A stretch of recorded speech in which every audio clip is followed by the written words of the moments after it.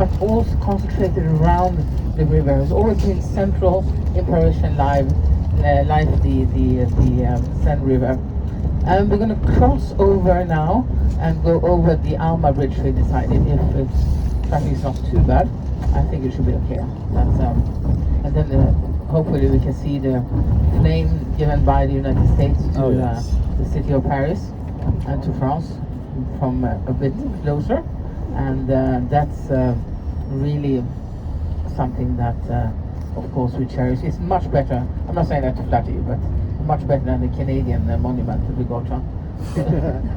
You could argue saying that, well, we gave you guys a big statue and we only got a flame back, but anyway.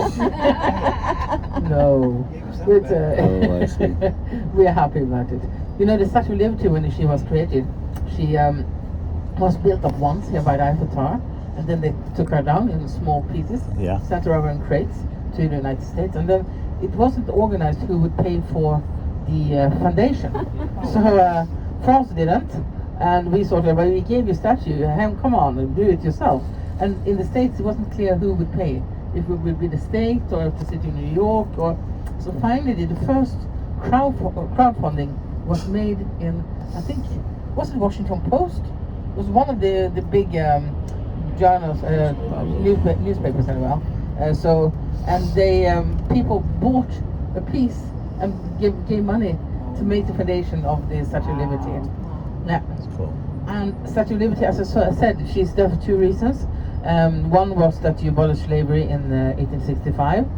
We abolished it in 1848, but for the second time, which is very embarrassing, because we abolished slavery in France in 1794 during the French Revolution. All men created equal and that stuff.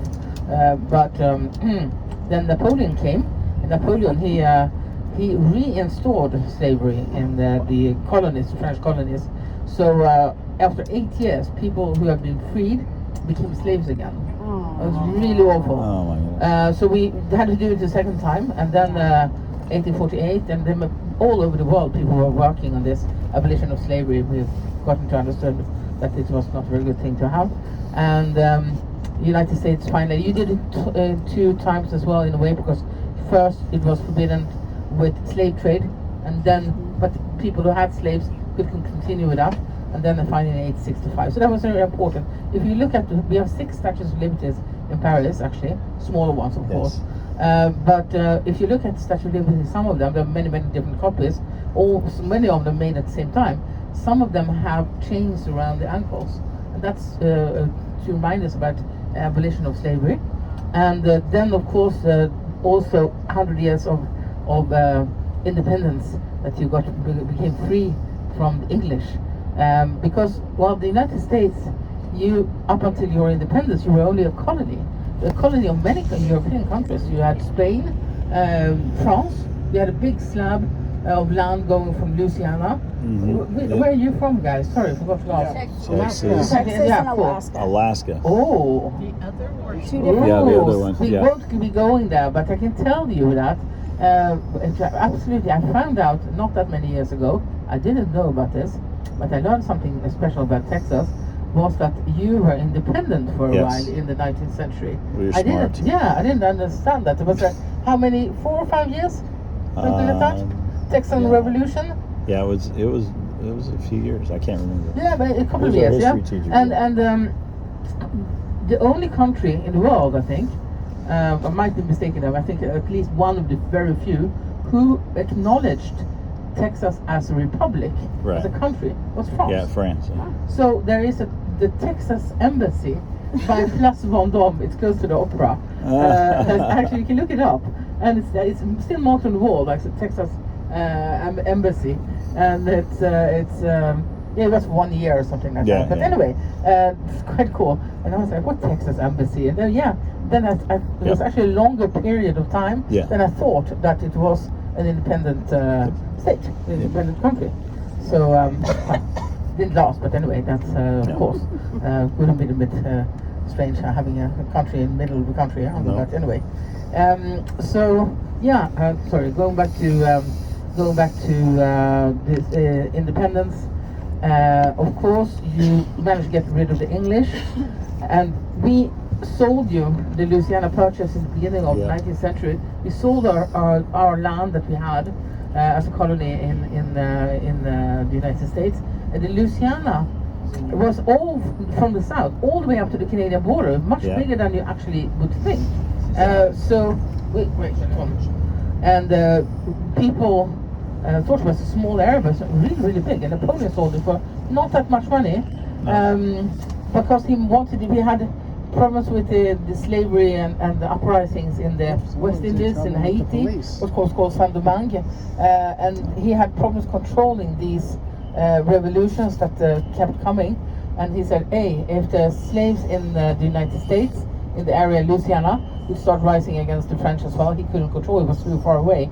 He said, let's get rid of it quickly so we can concentrate our own colonies closer to us. So that's not to be nice, he sold it, but actually just because he couldn't control. And so that's a lot of things you see, a lot of common history that we have. And also this signature of the Treaty of Versailles, we call it. It was signed in Versailles, and also the 6th arrondissement here in Paris. Was a treaty that was signed a couple of years after your independence that you celebrate, but because your independence wasn't acknowledged by the European countries, by England, by France, by Spain, so we had to make a treaty here in Europe to actually admit that you were a free country now. So it took a while, but it's a lot of things happening. We have a lot of statues, or American statues here, so much more. Often people are surprised when they come here and see how much common history we actually have. We're going to go over the bridge here. On the right hand side you will have one of my favorite museums, almost. It's the Sewer Museum of Paris. I actually guide there. I did it. It's very interesting. You see it on the right hand side. You go underground, of course, in the sewers, and you can see Paris has 2,500 kilometers with sewers below here, and 5 million rats living there. We have the double number of rats as we have the Parisians. Parisians, they are 2.5 million. Look here, you see the bridge, Alexander III's bridge has closed, the glass roof of the Grand Palais, and here you see the flame. It's being washed and cleaned now, probably for the Olympics. But you see it here? Oh, there it is. On the left hand side. That's the flame you gave us in the end of the 1980s. It becomes a symbol for Princess Diana, because you see the tunnel coming from the right hand side, going down, that's where she came from. She came down here, crashed on the 13th pillar below here, under here, just under where we're going to drive now, just under. Wow. And then she never came out in the tunnel behind the flame. So it's become a symbol for Princess Diana. People come and lay down flowers, notes for her. Many people call it the Flame of Diana. It isn't, of course. They don't know that it wasn't put up for her. It was there before, and it's a gift from the United States. So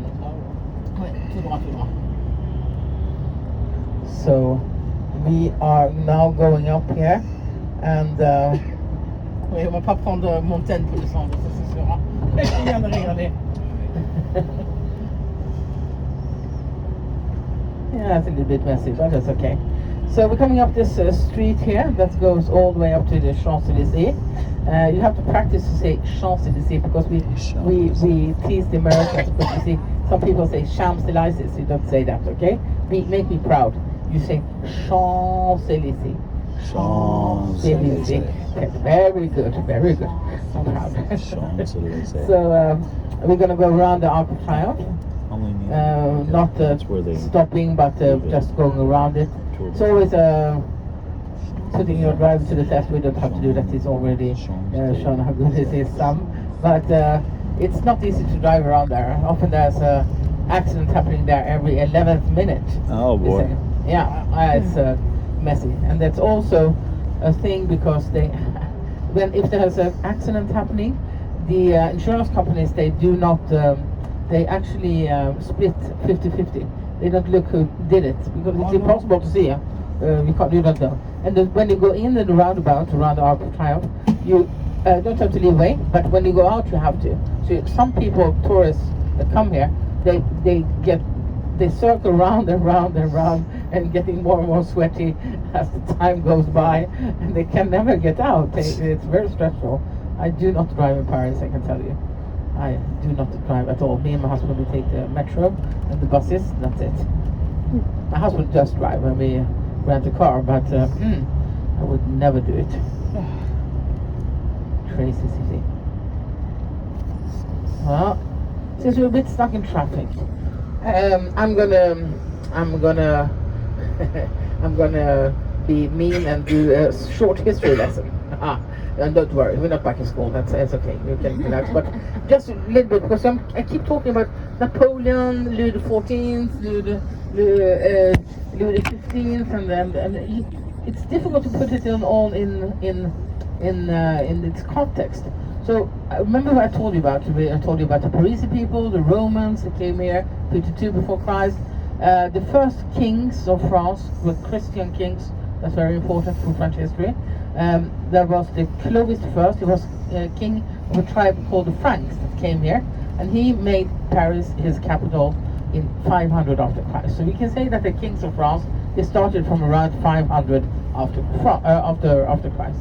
So the kings of France, they had all the power. They did everything they wanted to do, and they could do everything they wanted to do. Look on the left-hand side. This is the American Cathedral. Remember what I told you? We have a church, American church, that is bigger than the cathedral, but the cathedral has a bishop's chair. So that's why it's called the cathedral. And coming from cathedra, from Latin, that means chair. So it's a bishop's chair. It can be small, big, but then the church has a bishop's chair. Then it becomes a cathedral. Basilica, it's an honorary title. Often when you have a pilgrimage, go into that. So this is the American Cathedral.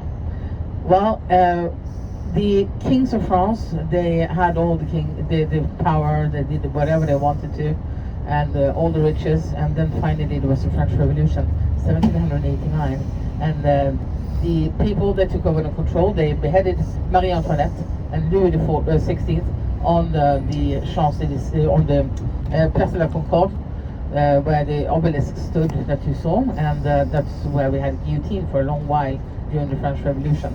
So they were both killed there along with 1,200 other people. Bloody history on that square, that's for sure. And eventually, then we had a small man who wasn't that small. He was actually 170, quite normal size for a Frenchman still today. And he was called Napoleon Bonaparte. Napoleon. Uh-oh.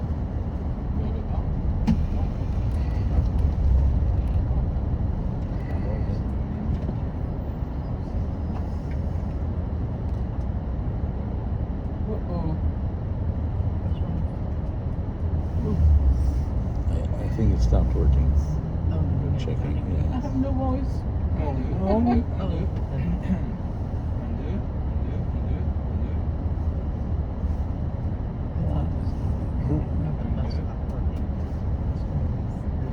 No, just the microphone.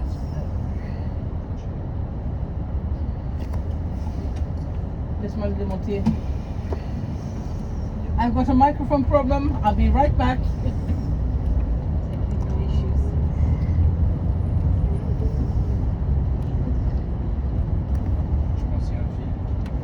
Ouais. Et pourtant, on ne le tire pas. Il faut bien.